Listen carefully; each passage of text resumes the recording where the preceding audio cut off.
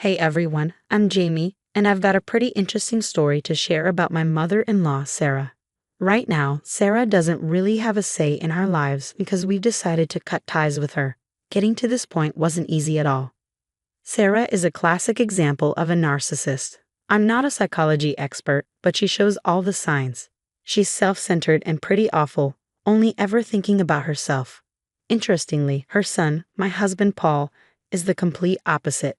I think that's mostly because he was mostly raised by his dad after his parents split up when he was young. Sadly, he only reconnected with Sarah after his dad died from a serious illness. From what Paul's told me, it's clear that Sarah is really controlling and manipulative.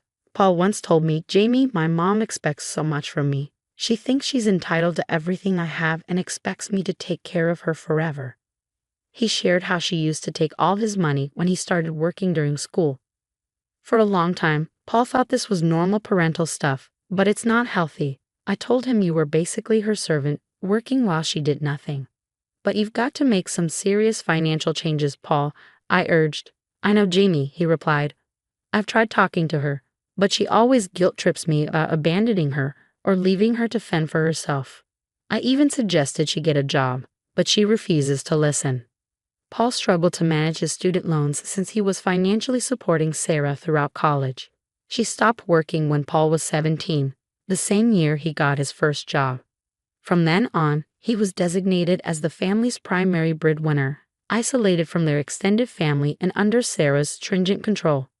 He had always considered this dynamic to be normal. He didn't have friends because Sarah didn't allow it, and he couldn't afford a phone. When Paul went to college, he was introduced to a whole new world. Despite Sarah's attempts to prevent him from attending, he pursued higher education. It was there, away from his mother's overwhelming influence and meeting a variety of people, that he finally realized the abnormality of his upbringing. "Paul, your mother has been quite abusive towards you," I told him. "She's manipulated you for years and even squandered the inheritance your father left. Why do you continue to support her?" "What can I do, Jamie?" Paul replied, his voice tinged with resignation.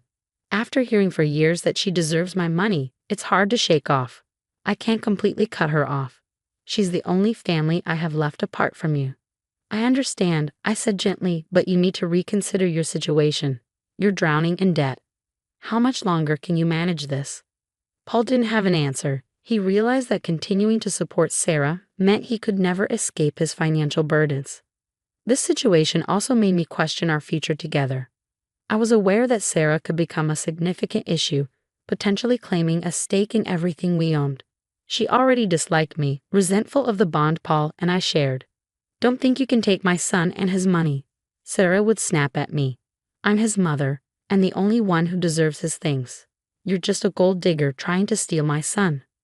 "You need to stop relying on Paul," I retorted. "He's an adult, and so are you. You're perfectly capable of taking care of yourself." "Shut up, girl. Don't tell me how to live my life. I won't lose my lifestyle for a worthless girl like you. Paul will always be under my control, and I'll make sure of it," she replied sharply. Sarah's harsh words were alarming, but I was determined to stand up for Paul. Unlike him, I had a strong backbone and a flair for subtle revenge, which allowed me to handle Sarah without letting her harm us too deeply. Although I often endured her insults, I found them bearable. As the years passed, both Paul and I finished college. I began working in a studio, and Paul landed an excellent job as a graphic designer. Despite his difficult upbringing, he was a diligent student and achieved considerable success. Nevertheless, Sarah continued to exploit his finances relentlessly. When Paul and I got engaged, Sarah was furious. She accused him of marrying a gold digger and worried aloud about her welfare. "How can you even think of getting married now? You still need to take care of me. Getting married would be a bad financial decision," she argued. "Mom, I'm already taking care of you, and getting married won't change that," Paul reassured her. But Sarah wasn't convinced.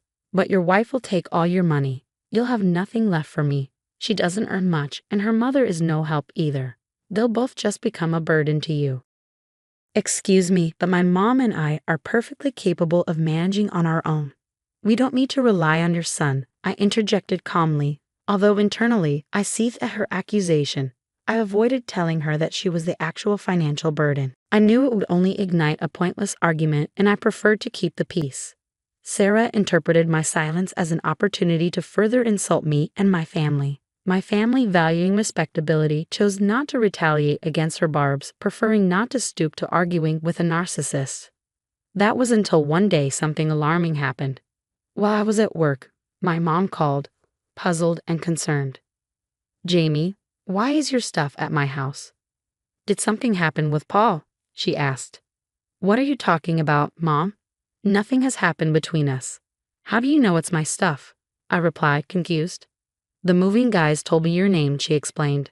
This unexpected turn of events hinted at Sarah's deeper meddling, a dark reminder that ignoring her might no longer suffice. When my mom called, she was understandably confused and alarmed. "Jamie, your boxes arrived here with your name and address on them. I've opened a few and they're filled with your clothes. What's going on? Did the movers say who sent them?" she asked, her voice tinged with concern. "I think you should come home right away and sort this out," she advised. Taking her advice, I immediately left work and rushed home. As I entered my bedroom, a shocking sight greeted me. My drawers and closet were empty, even my bath products were gone. I was stunned. Descending to the living room, I found Sarah there wearing a smug expression. "What the hell is going on, Sarah? Why did you touch my stuff and send it to my mom's house?" I demanded, trying to keep my composure. Sarah's response was chilling. "I'm here to set things right. From now on, only the homeowner and his mother will live in this house. A mother always has more rights than a wife. It's unfair for you to live here." "What are you talking about? You're out of your mind." I shot back, my anger rising. "Since the house belongs to my son, only he and I will stay here. You will leave and go to a house that is in your name." "So you're saying only the person who owns the house should stay here?" I clarified, trying to understand her twisted logic. "That's exactly what I mean. Now, since I've already sent your stuff away, you can just leave." "Don't worry, my son and I will be very happy here," she declared, then turned and went upstairs. I was furious at her audacity, unable to believe she tried to throw me out of my own house. This house was in my name, and I was the rightful occupant. I couldn't let her force me out without taking action. So I made a strategic call and immediately phoned Paul, urging him to come home as quickly as possible. He said he'd be home soon and would reach me in no time. Despite Sarah's attempts to disrupt our wedding plans, Paul handled the situation well. Although it frustrated him, he still couldn't bring himself to completely sever ties with his mother. After our wedding, we settled into our new home. The details of how we acquired the house aren't pertinent right now, but Sarah was livid when she found out. She called me fuming. "So you've already started messing with my son's money, buying expensive houses without even discussing it with me," she accused. "I have no idea what you're talking about, Sarah. Besides, how Paul and I handle our finances is none of your business," I replied, cutting the conversation short. Her resentment was palpable. "You think you can live in a big house while I'm stuck in this small rented apartment? Mark my words, Jamie, you won't enjoy my son's house alone." At the time, I didn't take Sarah's threats seriously. She had a habit of making such dramatic statements, and I had also developed a habit of ignoring her and not giving her the reaction she wanted. I relayed to my mom when she arrived at our house to check on the situation. We were both deeply unsettled, but I knew we needed to stand our ground and confront this outrageous attempt by Sarah to usurp our home. When Sarah saw my mother, she was visibly flustered. "What the hell, Jen? Why is your mother here? I told you that you and your family can't be here. I've already sent your stuff to your mother's place," Sarah exclaimed. "Then why is she here?" I replied with a smirk. "Well, you said that from now on, only the homeowner and the mother can stay here. So I called my mother and invited her over. This house is owned by my son. You should not be here," Sarah countered sharply. "I demand you to leave as soon as possible." I couldn't help but laugh, finding the irony too delicious, and my mother joined in. Though I was angry, the laughter was a welcome relief because I knew what needed to be clarified next. Once we composed ourselves, I turned to Sarah with a calm demeanor. "Just for your information, my dear mother-in-law, this house belongs to me," I began, my tone even but firm. "Yes, this house is in my name. It was part of my inheritance from my grandfather who passed away recently. You can't be telling the truth. I don't believe you. This house cannot be yours. I know my son got this house for you, Sarah spluttered, disbelief etched across her face. Just wait till he comes home and shows you your place. I will not tolerate you keeping me away from the house, Sarah continued. Sarah's confusion was met with a blunt correction from my mother. She's telling the truth, Sarah. You have some messed up logic about deserving your son's things. Even if the house is Jamie's, you shouldn't be so entitled. Jamie is Paul's wife and is equally entitled to his assets. I don't take advice from freeloaders, Rebecca, Sarah snapped back. I would suggest you keep your mouth shut. As for Paul, I will stay with him and make sure he divorces Jamie soon. Just a few minutes later, Paul walked through the front door, clearly bewildered by the sight of his mother standing in the middle of our living room and even more puzzled to see my mother, whom I hadn't told him I invited over. Hey guys, what's going on here? He asked as he entered. Something has happened, Paul. Your overbearing wife and her mother are trying to take over your house. I have come here to save you from this monstrous family, Sarah declared. Dramatically, Paul, taken aback, responded firmly, Mom, what the hell is going on? Why would you disrespect my wife and her mother? They are standing right here. He then turned to me, giving me the floor to explain. Let me tell you what happened, I began, ready to unveil the entire absurd scenario Sarah had orchestrated. Paul stood in the middle of our living room, utterly stunned as he processed what I had just explained. Oh my God, are you serious, Mom? Did you pack up Jamie's belongings and send them to her mom's house? Did you come into our home and move our things? Who gave you the right to do that? Paul asked, his voice filled with disbelief. I'm just trying to help you, Paul, Sarah protested with feigned innocence. You need to reconsider your marriage. I've been telling you not to tolerate her freeloading behavior. Trust me, I can find you a better wife. Mom, I've told you so many times not to interfere in my marriage. Why are you still doing this? Paul's voice was firm, his frustration clear. Sarah retorted, her tone escalating. I'm standing up for you, Paul. Your wife will drain your finances if you don't end this. That's why I moved into your house. I'm going to stay with you. You need to stop saying it's his house. I interjected firmly, Sarah, I've already told you this house is mine. If any mother is staying, it will be mine. Paul looked exasperated as Sarah continued her tirade. Look at what your witch wife is saying. I told you she's a gold digger. She's already claiming that this house is hers. Mom, stop insulting Jamie. This is ridiculous. Paul snapped, his patience worn thin. She's right, the house belongs to Jamie. It was part of her inheritance after her grandfather passed away. Sarah's face turned ashen as the truth finally seemed to dawn on her. My mother chuckled slightly from the corner, enjoying Sarah's discomfort, while Paul looked like he was on the verge of losing his temper completely. Sarah tried to regain her composure, scrambling for another angle. It doesn't matter since you two are married. This house is yours too, Paul. I have the right to stay here. Why should I live in a rented apartment when you have a house? I won't let Jamie take everything from me. You need to kick her out, Sarah insisted stubbornly.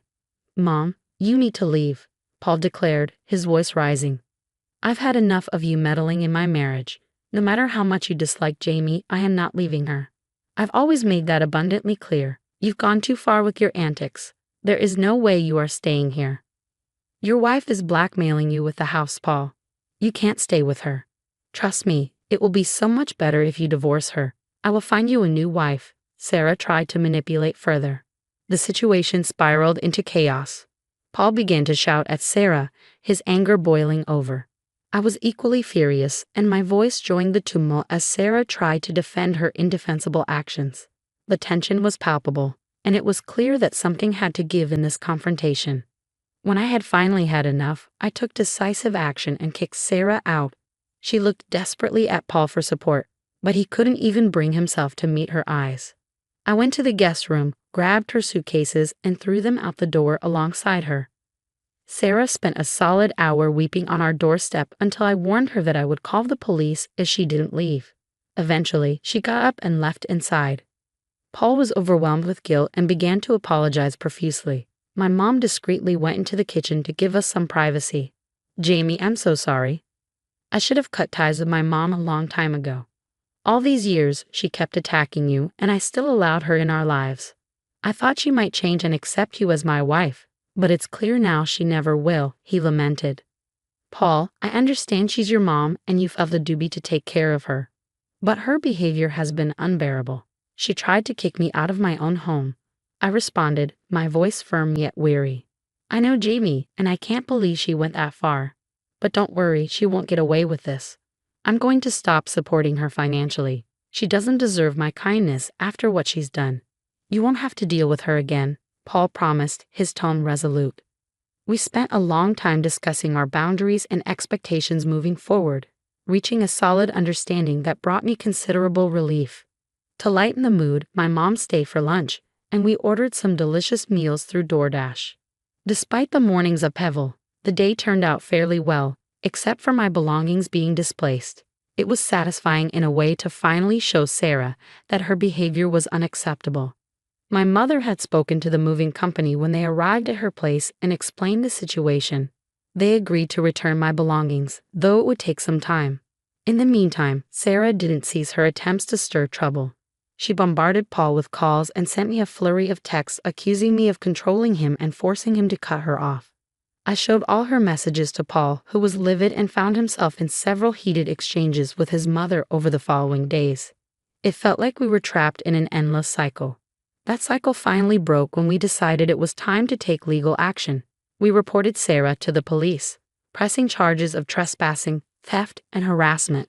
The police were quite taken aback by the extent of her actions and took our complaint seriously. Sarah might not have been violent, but her actions were far from rational. After the incident, we informed her that we had filed a police report and our lawyers began the process of obtaining a restraining order. However, this didn't deter her. She showed up at our house, furious and unapologetic. How dare you file a police report against me? I'm your mother, and I deserve respect. Paul, you can't do this to me, she screamed at us. I'm done being quiet every time you overstep. What you did was a criminal offense. I don't care what the law says. I'm entitled to be in this house. You've even stopped paying me money. I have nowhere to go. You know I ended my lease to live here. I demand you let me in and remove the police report. She continued, her voice filled with rage. That will never happen, Mom. Besides, you don't deserve my money after trying to destroy my marriage, Paul replied firmly. I added, Sarah, you need to stop shouting at our door. We've decided that only the homeowner and her mother will stay here from now on. Since you are neither, you need to leave. My words pushed Sarah over the edge, causing her to have a breakdown right on our doorstep. The neighbors started to peek out of their homes, drawn by the commotion. It was quite embarrassing. At one point, a neighbor approached our front door to ask if he should call the police. When Sarah lunged at him and shouted, he didn't hesitate to dial 911 and let them listen to what Sarah was saying. My mother-in-law continued her tirade until the police arrived and arrested her. This unfortunate spectacle provided us with the necessary evidence to secure a restraining order. Given that Sarah had also been harassing my mother, Paul suggested a surprising solution. Jamie, I think we should let your mom stay with us for a while, he proposed. Sarah knows her address and won't stop harassing her. She's becoming increasingly unhinged, and I'm worried she might escalate her behavior. It would be safest if Rebecca stayed here. Are you sure about this, Paul? I don't want you to feel uncomfortable with her living here, and I don't think Mom would want to impose, I responded, concerned about how the dynamics might affect him. Paul assured me, I feel bad for Rebecca, and it's the right thing to do. I don't mind at all. It's better for everyone's peace of mind if she stays with us for now. He reassured me, saying, I know Rebecca is a reasonable person, Jamie. I have no problem with her staying here. She's very respectful of our boundaries. Besides, only the homeowner and her mother can stay here, right? That joke between us brought out a hearty laugh, lightening the mood despite the circumstances. I could see that Paul was still struggling with the fallout from his mother's actions, but he was earnestly trying to distance himself from Sarah's toxic influence. Cutting ties with a narcissistic parent is a complex and painful process. We've been discussing therapy for Paul to help him navigate these emotional waters. He's open to the idea but needs some time to organize his thoughts. Understanding his mental state, I'm doing my best to support him. Meanwhile, Sarah, cut off from directly contacting us, has been trying to appeal to my mom, Rebecca, to garner sympathy. She laments about how unfairly she's been treated, claiming she has nowhere to go and is now living in her car. Over the years, Sarah has alienated so many people that no one is willing to take her in. Paul remains firm in his decision not to support her financially anymore, forcing Sarah to face the reality of finding a job, an idea that terrifies her, especially with several police reports and an arrest on her record. We've reached a point where we are indifferent to her plight. I can candidly say that I am relieved to see Sarah facing the consequences of her actions. This tough love is long overdue, and while it's harsh, it's necessary for our peace and to finally bring some sanity back into our lives.